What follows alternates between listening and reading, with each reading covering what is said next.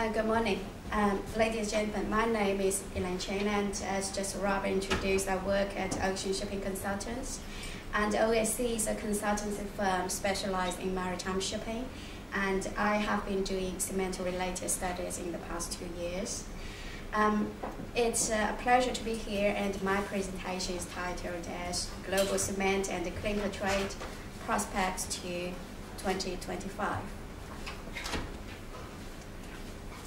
In my presentation, I will first introduce the development of cement consumption in the past decades, as well as cement and the clinker trade in the world and among the regions, and then look at cement shipping.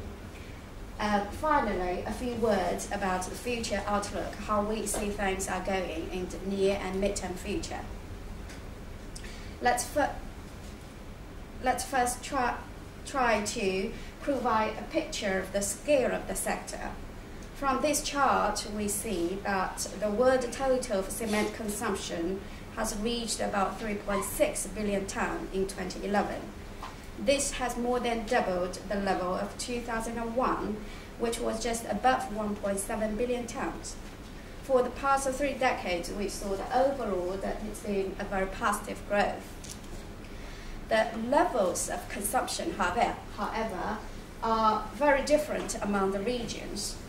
East Asia is dominant here, consuming about 61% of the world total, in which China alone represents 58% in 2011.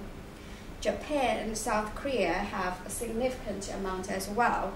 So this is followed by Southeast Asia and Southwest Asia, and that make Asia in total about 3/4 of the world total. But just 10 years ago, the situation was quite different. This chart demonstrates how fast the regions have developed in volume terms in the past 15 years. We see the highest growth was in East Asia and Africa and Middle East. Strong growth also noted in other Asia. But if we look at the last 5 years, we see that Europe and North America have actually declining volumes. The fall in North America was almost 40% over the 5 years period up to 2010. In Europe, total consumption reduced about 11%, but for EU 15 countries, the fall was even larger at about 28%. Cement is relatively a low unit value product, as we know, so these kinds of commodities are not attractive for long distance transport, as the costs could quickly go up to offset the price difference among the markets. So what does the cement trade look like there? Our study shows just about in the past few years, only about 5% of world cement consumption enters trade. As I just mentioned, cement being low unit value discourages transport, especially long distance. So we are not surprised to see that quite a big portion of cement trade is moved within regions. And our research also shows about 75% of world cement traded is moved by sea, and that translates to about 127 million tonnes in 2010 and a similar amount in 2011. Let's have a look at how the world cement trade has evolved. Here we saw, we can see a big fall in 2009. After 2009, actually the changes are quite small. As a matter of fact, just a few million tonnes a year. Actually, North America was already badly affected in 2008, but the import growth in other regions in the world have offset the decrease in North America. So overall, the world total didn't change that much. And this is the trade distribution in the world for 2011. We see that Asia is the largest trading partner, both in imports and exports. Europe is the second largest in exports, but also strong in imports. Africa and the Middle East are strong import regions. Well, of course, we know that North America was very strong just 4.5 years ago, but it's just changed. A more detailed look into imports. As we just saw earlier, that Asia, Europe, Africa, and the Middle East are the main importing regions. The fastest growth was from Middle East and Africa, while Europe actually reduced the import volumes. Most imports in Europe are generated from West EU countries, and the recent years' economic difficulties hit West EU countries very badly, both in imports and exports, but most especially in imports. To give you an example, like Spain, it used to be the #1 cement market in Europe, consuming about 56 million tons and importing about 17 million tons in 2007. But in 2011, for the fourth consecutive year, the market shrank, consumption down by 60% and imports reduced by 87%. So similar situations we saw across the region in countries that used to be cement trade power, including Greece, Portugal, Italy, Scandinavia countries, Ireland, and to some extent Germany. The increase in Africa and Middle East and Asia, however, have been strong. Imports to Africa increased by a total of 135% over the past 10 years, rising to 40 million tons in last year. Overall, in Africa, the demand for cement imports is widespread all over the continent. So we expect import volumes to Africa will remain strong in the coming years, especially to West Africa. A significant part of these imports will be clinker. The Middle East has somewhat a different picture. Their capacity has been expanding very fast. So it did have very strong import growth in the first half of the 2000s, but since the second half, the overcapacity issue is emerging. Countries like Saudi Arabia, the UAE, and Iran. So in the coming years, imports to the Middle East, we predict to reduce only to a nominal level from markets beyond the region. There will be still movements within the region. As for Asia, import volumes remain strong, and we note that there is a significant amount of intra-regional movement. So that means like the major import markets in Asia, for example, Hong Kong, they move cement from China, Taiwan from China, Japan, and Korea, and Singapore from Japan, Afghanistan from India and Pakistan, and most recently, Bangladesh, clinker imports from Thailand, Indonesia, Malaysia, and the Philippines.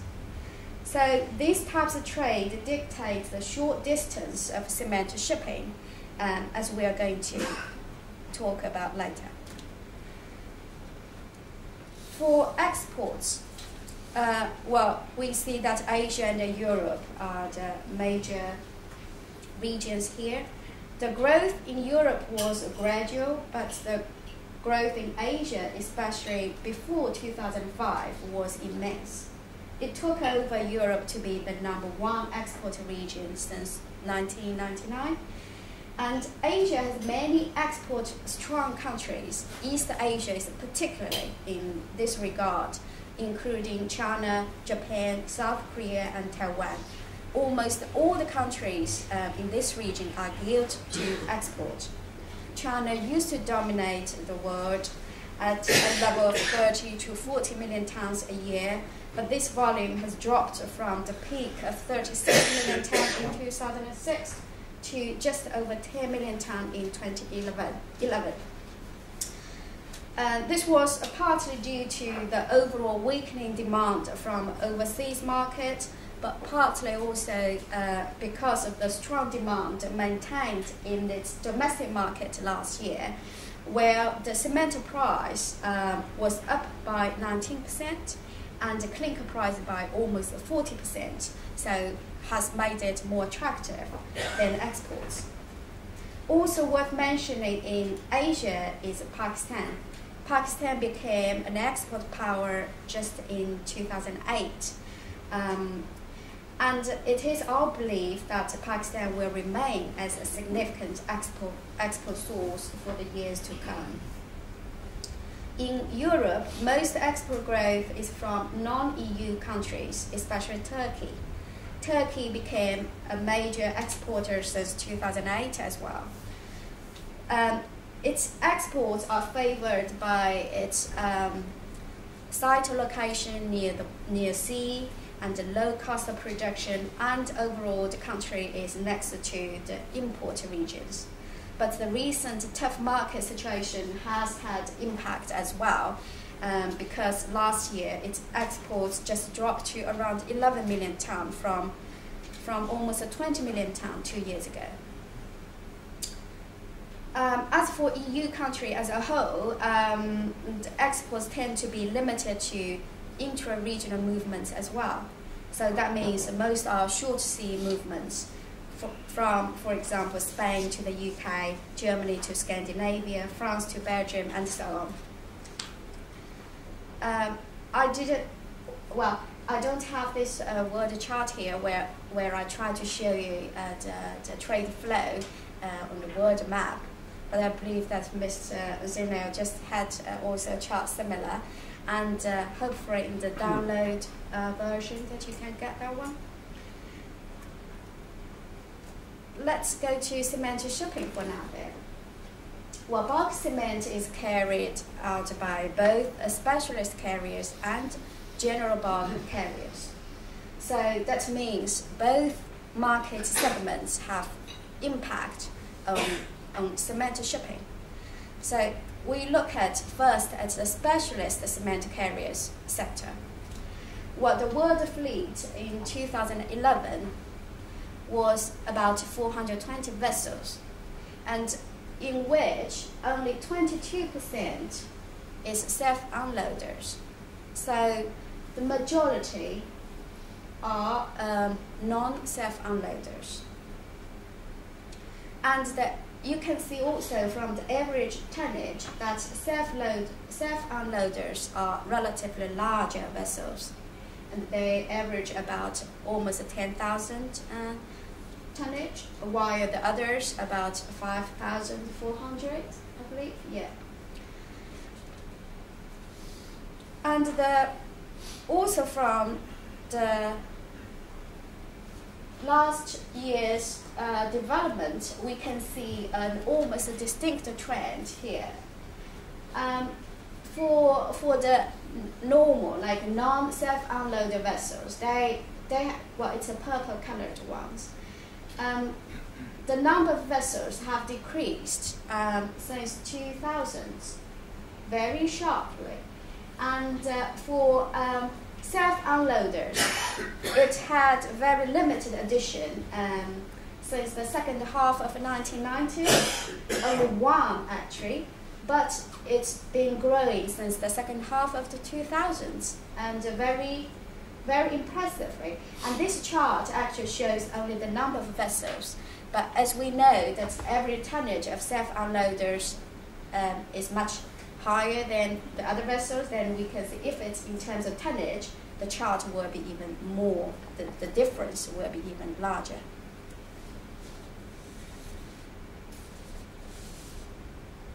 And it is hard to say that there is any clear pattern in terms of cement carriers deployment. It varies to a large extent in terms of region and the pattern itself. Some links we can draw from the employment pattern and the vessel size, as well as the flag and operators. For example, there are about 135 cement vessels flying Japanese flag, that is almost 32% of the world fleet total. But most of these ships are engaged in Japanese domestic transport, and most of them are actually non-self-unloaders. And that is partly because over the years, the Japanese ports have developed land-based facilities to load and unload. So there is no such more need for their own vessels anymore. And the average size of the Japanese flagged vessels are also very small, and even smaller than the world average of non-self-unload. It is at about 4,300 deadweight. On the other hand, if we look at the vessels flying convenience flags, then they tend to be larger and they sail more internationally between regions, and operators can be professional shipping lines. And sometimes they are also deployed depending on the season or the time of the year. They move from one region to another, but for a certain period of time they tend to stick in one region at one time.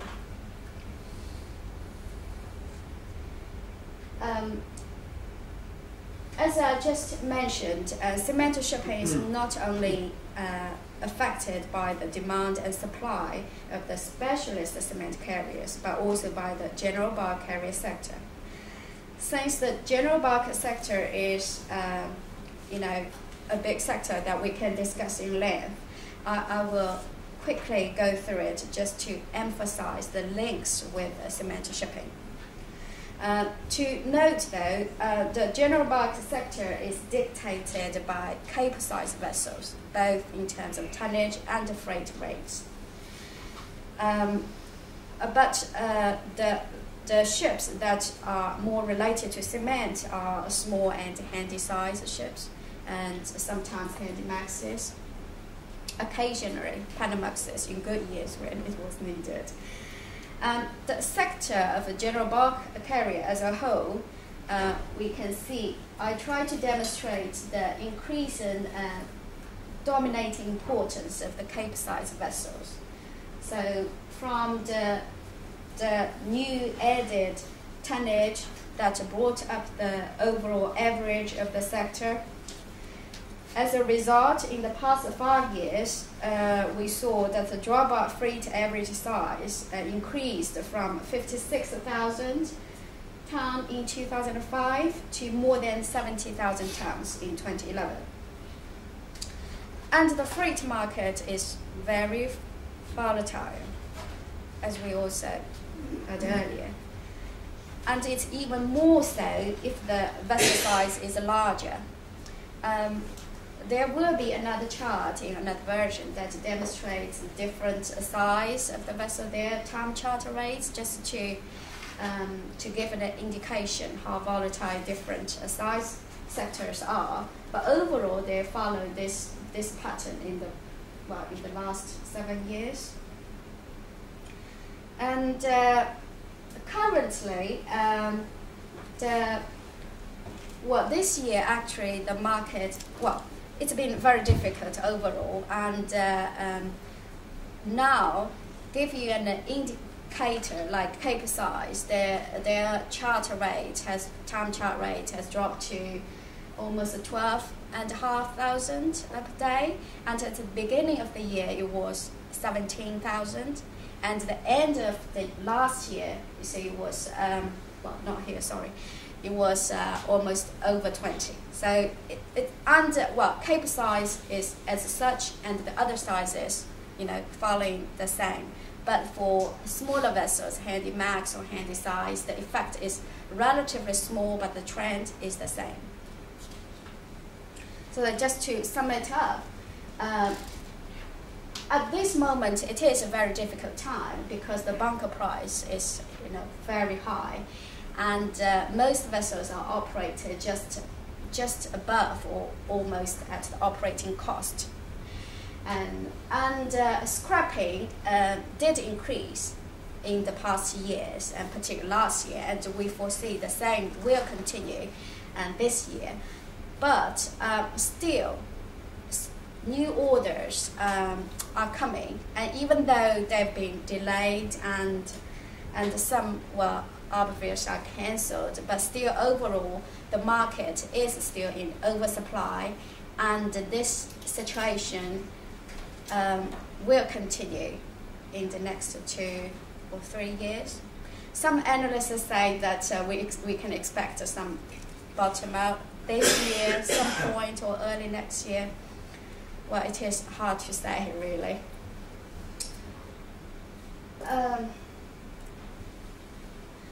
Okay, let's go back to our cement.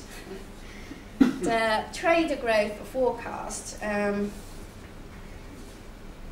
Despite this gloomy prediction for the general bulk sector, cement and clinker trade, as we predict, still maintain the upward trend, in particular for trade, total trade. But we see that for sea trade, which is the blue line, the pace is more flat.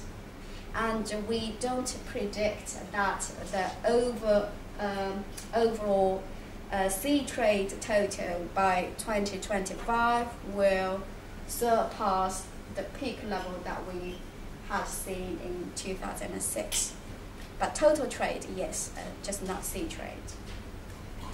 Up to 2025, we foresee overall imports in the world are to be dominated by Africa and Asia. Large-scale imports growth is expected for Africa and North America. And North America is simply because their current base amount is very low. And limited expansion is expected in Europe, Asia, Central and South America. And but we know the amount is not small in Europe and Asia at all. For the Middle East and Oceania, we foresee eventual small declines in volume terms by 2025, by 4% and 11% respectively. Well, okay, so, well, I hope that I've given you a picture of the world cement trade flows and the cement shipping market as it is, and its likely direction to 2025. Most of the data and charts I used in this presentation are drawn from the 2 studies that Robert just introduced as well. So if you are interested in knowing more about this, I would be very pleased to answer if you have more questions. And I have put also some brochure of the 2 studies on the desk outside. So, well, this ends my presentation, and thank you very much. If any time left, I would be happy to answer your questions.